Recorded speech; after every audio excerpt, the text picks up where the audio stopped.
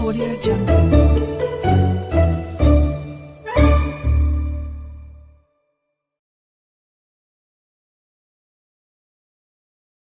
आज गिरिराज और दुर्गा के घर में बहुत चहल पहल है। घर को अच्छी तरह से सजाया गया है। किचन में से अच्छे अच्छे खाने की खुशबू आ रही है। ऐसा इसलिए क्योंकि उनकी बेटी आभा और दामाद जी अहान शादी के बाद पहली बार घर पर आ रहे हैं। हिमांशी, बहू जल्दी से सारा काम कर लो। आभा और दामाद जी आने ही वाले हैं। कुशल बेटा, तुम सारा सामान तो ले आए हो ना? और काजू कतली लाए हो या भूल गए? दामाद जी को बहुत पसंद है। हिमांशी और कुशल एक दूसरे से बहुत प्यार करते हैं और अपने माता पिता की सारी बातें मानते हैं। लेकिन जब से कुशल की बहन आभा की शादी हुई है, मानो उसके माता पिता के लिए उनका दामाद ही सब कुछ है। आभा और अहान घर पर आते हैं। सब उनका स्वागत करते हैं। आभा और हिमांशी किचन में खड़ी होकर बातें करती हैं। आभा, कैसे है तुम्हारे ससुराल वाले? तुम्हारा मन तो लग रहा है ना वहाँ? और अहान जी तुम्हारा ख्याल रखते हैं या नहीं? पता नहीं भाभी, कभी तो लगता है कि ठीक है, कभी तो लगता है कहाँ फंस गई। जैसे भैया आपकी मदद करते हैं, आपका ख्याल रखते हैं, अहान ऐसे बिल्कुल भी नहीं है। अरे इतना मत सोचो तुम। शुरू शुरू में थोड़ी दिक्कत आती है, लेकिन बाद में सब ठीक हो जाएगा। चलो बाहर चलते हैं। हिमांशी और आभा चाय नाश्ता लेकर बाहर आई। सब लोग आपस में बात करने लगे, लेकिन अहान बहुत घमंडी तरीके से बोलता है। आपका घर तो बहुत बड़ा है ससुर जी। आपका और कुशल का बिजनेस भी बहुत अच्छा चल रहा है, तो आप लोगों ने दहेज देने में इतनी कंजूसी क्यों की? अरे दामाद जी, कैसी बात कर रहे हो? आपके परिवार ने जिस जिस चीज की मांग की थी वो सब हमने आपको दिया है। अगर किसी चीज की फिर भी कमी रह गई है तो बता दीजिए। कुछ चीजें बिना मांगे भी तो दी जा सकती है ससुर जी। अहान, अगर तुम्हें कुछ और चाहिए तो बता दो, हम तुम्हारी सारी इच्छा पूरी करेंगे। अहान प्लेट से बिस्किट उठाकर बोलता है। मांगने से दिया तो क्या दिया, वैसे भी आप लोग मेरी डिमांड कभी पूरी नहीं कर पाओगे। आभा और अहान अपने घर चले गए। उनके जाने के बाद कुशल कहता है। मम्मी, हमने आभा की शादी गलत घर में तो नहीं कर दी? अहान और उसके घर वाले तो लालची लग रहे हैं। अरे चुप कर तू। दामाद ऐसे ही होते हैं, तेरी तरह नहीं कि तूने अपने ससुराल वालों से कुछ नहीं लिया और हर समय अपनी पत्नी से चिपका रहता है। ऑफिस से थका हारा आता है और अपनी पत्नी के साथ घर के कामों में मदद करता है। मम्मी, दहेज लेना तो गलत बात है ना? और हमारे पास किस चीज की कमी है? मैं अगर हिमांशी का घर के काम में हाथ बटाता हूँ तो वो भी मेरा ऑफिस का बहुत सारा काम करती है। इसमें बुरा क्या है? पति पत्नी को एक दूसरे की मदद करनी चाहिए। बेटा, किसी चीज की कमी तो अहान के घर पर भी नहीं है, लेकिन फिर भी हमने उसे दहेज दिया ना। ना केवल दहेज दिया बल्कि उनकी जो भी डिमांड थी वो सारी पूरी की। और उसने क्या किया? आपके और मम्मी के सामने ताने सुनाकर चला गया। आप दोनों को इससे दुख होगा, अहान ने इसका बिल्कुल ख्याल नहीं किया। बेचारी आभा का तो चेहरा देखने लायक था। कितनी शर्मिंदा हो रही थी वो अपने पति की बातों से। इस तरह कुशल ने अपने माता पिता को समझाने की खूब कोशिश की, लेकिन उसके माता पिता अहान को ही सपोर्ट करते रहे। और करते भी क्यों ना, हमारे समाज ने दामाद का रुतबा बहुत ऊंचे स्थान पर रखा है, चाहे फिर उनकी सोच कितनी भी नीची क्यों ना हो। इसी तरह से कई दिन बीत गए और एक दिन आभा अपने घर पर रोती हुई आई। अरे आभा, तुम रो क्यों रही हो? और ये तुम्हारे चेहरे पर निशान कैसे? आभा लगातार रोए जा रही थी।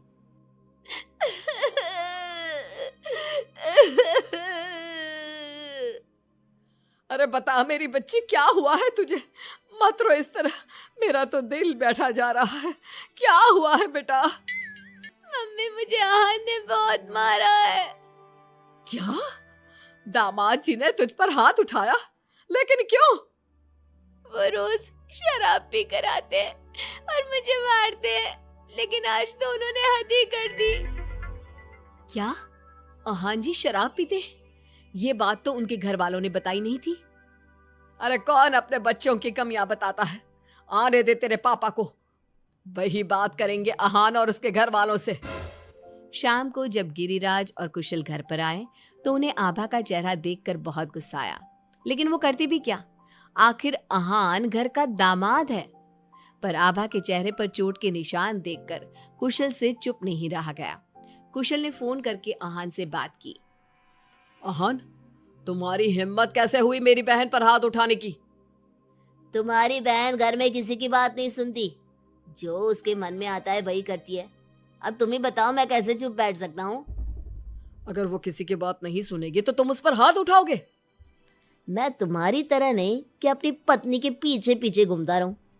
अगर तुम्हारी बहन जरा भी टेढ़ी चली ना तो मैं उसे इसी तरह से मारूंगा। ये बोलकर आहान ने फोन काट दिया। अब आभा अपने ससुराल नहीं जाएगी। आपने उसकी शादी गलत इंसान से कर दी। वो आदमी आभा के लायक ही नहीं है। अरे पागल हो गया है क्या? अपनी शादीशुदा बहन को घर पर बिठाएगा? लोग क्या कहेंगे? मम्मी, आपको अपनी बेटी की चिंता है या लोगों की? आहान हमारा दामाद है और घर में छोटे मोटे झगड़े तो होते ही रहते हैं। हमें इन बातों पर ध्यान नहीं देना चाहिए। हम आहान के माता पिता से बात करेंगे। आभा को आहान बिल्कुल पसंद नहीं था, लेकिन उसके माता पिता समाज के डर से उसे बार बार आहान के घर पर भेज देते थे। इस बार भी आभा को अपने ससुराल जाना पड़ा। एक दिन हिमांशी की तबीयत खराब हो गई तो उसने घर का काम नहीं किया। तबीयत खराब होने का बहाना बनाकर सुबह से लेटी है। तुझे इस घर में जितना आराम मिला है ना, दुनिया में किसी बहू को कहीं इतना आराम नहीं मिला होगा। तेरा तो पति भी तेरे साथ काम कराता है। देख मेरी आभा को, बेचारी कितना पिटती है अपने पति से और सारे घर का काम खुद ही करती है।